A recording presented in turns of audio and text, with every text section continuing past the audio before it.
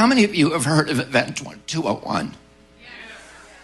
Event 201 is a simulation that they did right before COVID hit, and it was a drill for how to handle pandemics. But it didn't do the things you would think they would do, like how do we fix the VAERS system to make sure that we get good data? What they talked about was how to turn America into a totalitarian state, how to impose censorship. In my book on Fauci, I've been able to find 22 of those simulations. And they have been practicing this for year and year. It's all sponsored by the CIA, as I demonstrate. Fauci and Bill Gates play key roles in them. Bill Gates called Fauci in 2000 to his home in Seattle, $147 million home, 40 acres on Lake Washington. He sat Fauci down in his library and he said, I want to propose to you a partnership. You and I work together to vaccinate the world. The story in my book tells exactly how they went through that. And the story of these simulations is critically important because it was the way that they prepared. They didn't just have a few people involved. They had hundreds of thousands. Cops these were all top secret. Police officers in every community in this country, healthcare workers, first responders, were all drilled in this. How to censor, how to silence, how to impose tracking and tracing, how to do control. So they all went through these drills again and again, and it was a way of drilling and practicing a coup d'etat against American democracy. All of the techniques they use, I've spent a lot of time studying the CIA because my family was in a 60-year fight with them, and I wrote a book about that battle called American Values.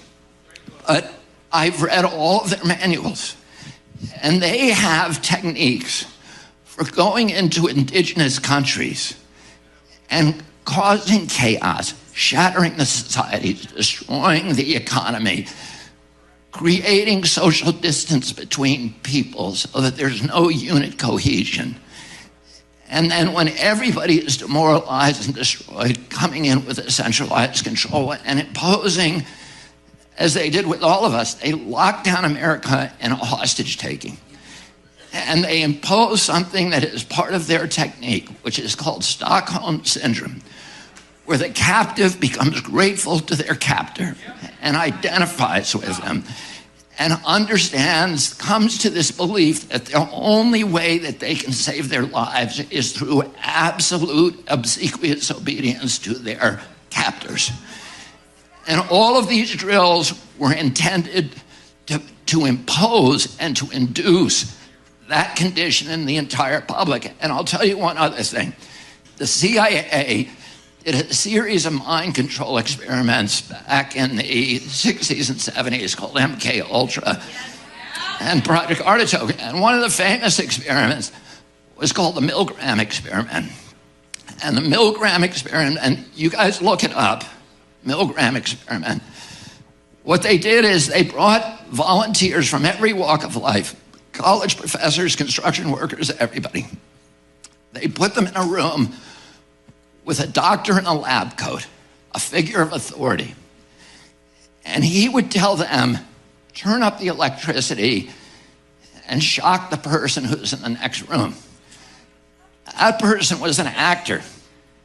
And they would tell him, turn it up higher, turn it up higher. It went into the death zone. 67% of the people put it into the death zone, even though many of them weren't crying at the time. They were begging the doctor not to make them do it. And what they found was that using authority, particularly doctors in white lab coats, 67% of the public will violate their own conscience and do what they're told.